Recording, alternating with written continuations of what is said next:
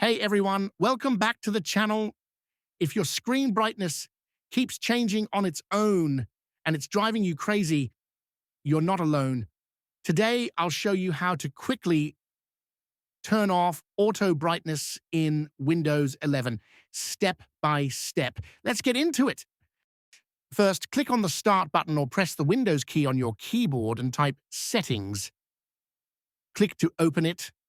Now, in the Settings window, click on System in the left sidebar, and then select Display.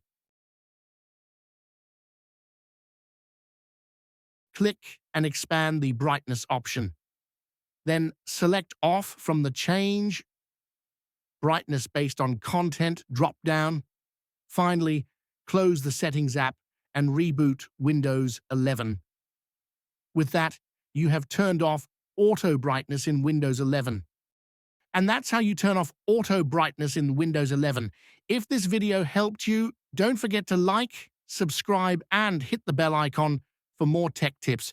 Got questions? Drop them in the comments below. Thanks for watching.